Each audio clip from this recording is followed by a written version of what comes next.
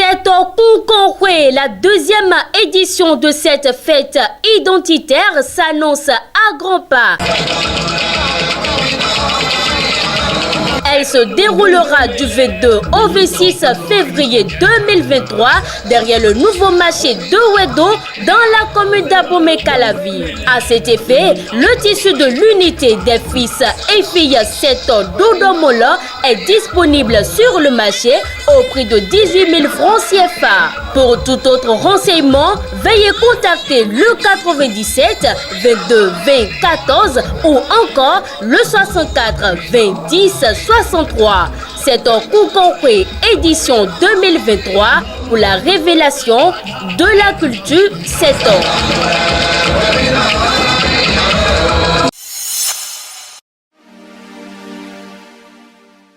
Amis fidèles de Guérit TV Monde, bonjour. Votre quotidien matin libre dans sa parution du jeudi 2 février 2023, titre en manchette, l'ambassadeur des USA au domicile de Yayi, un acte rarissime chez les diplomates étrangers. En dépit de la souveraineté du Bénin, des puissances étrangères auraient-elles œuvré pour que, in fine, les législatives du 8 janvier 2023 soient inclusive? Cette question taraudait des esprits et même si par prudence elle n'a pas été répondue par l'affirmative, la réponse de certains faits durant la période électorale oblige à ne pas non plus dire non.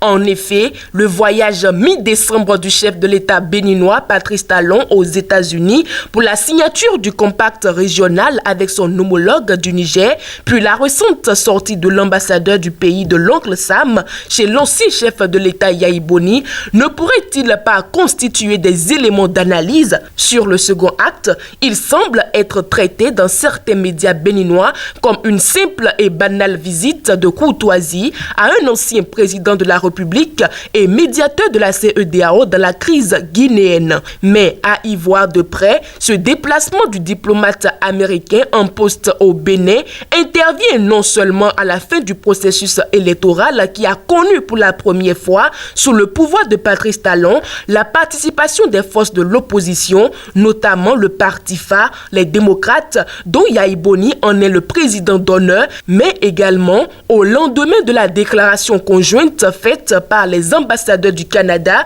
des États-Unis d'Amérique, du Japon, de la Suisse et de l'Union européenne, au nom de ces États membres représentés au Bénin qui se sont réjouis du déroulement paisible, sécurisé et inclusif sur l'ensemble du territoire des élections législatives du 8 janvier dernier, mais aussi de l'entrée de l'opposition à l'Assemblée nationale et la présence d'un nombre significatif de parlementaires féminines. Toutes choses qui, selon eux, renforcent la démocratie béninoise. Après tout cela, que Brian Choukan, ambassadeur des États-Unis près le Bénin, se soit rendu à la résidence de la figure emblématique de l'opposition où il a été reçu ce lundi 30 janvier 2023 en présence d'autres figures du parti. C'est un fait très rare sous les tropiques où les systèmes contraignent les diplomates étrangers à marcher sur des œufs. Sinon, combien de représentants de ces pays européens ou occidentaux qui pourtant très regardants sur la démocratie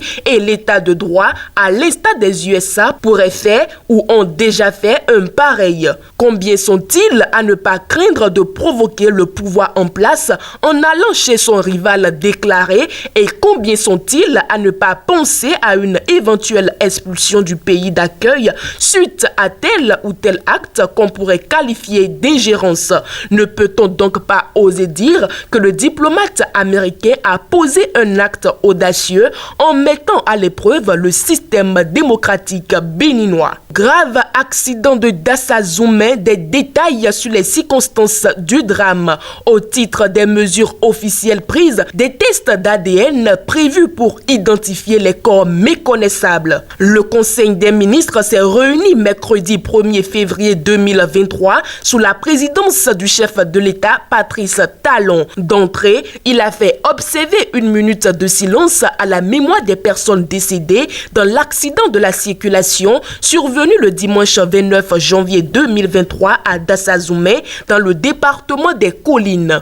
Au cours de cette rencontre hebdomadaire, des mesures ont été prises pour éviter de tels drames au Bénin. Il importe de souligner la nécessité de renforcer les mesures de sécurité routière et d'accélérer les réformes en cours dans le sous-secteur du transport routier, notamment la professionnalisation du métier de transporteur, la réglementation sur la qualité du parc automobile avec des véhicules répondant aux normes, la transmission à l'Assemblée nationale dès l'installation de la 9e législature du projet du nouveau code déjà examiné par le gouvernement, l'adoption prochaine de la politique nationale de sécurité routière.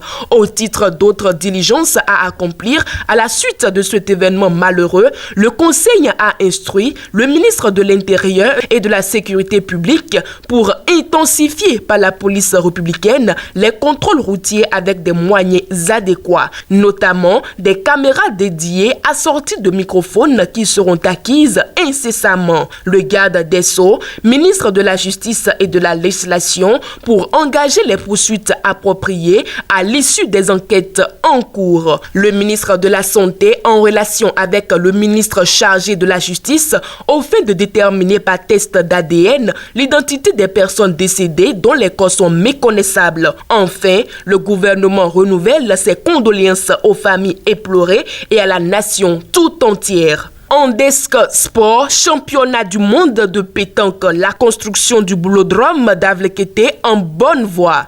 Le président de la Fédération béninoise de pétanque, FPB, Garba Yaya, à la tête d'une forte délégation de son comité exécutif, a effectué un déplacement sur le chantier de construction du boulodrome d'Avlekété. Ceci pour constater le niveau d'avancement des travaux. Une infrastructure qui doit abriter le 50e championnat du monde de pétanque en septembre 2023.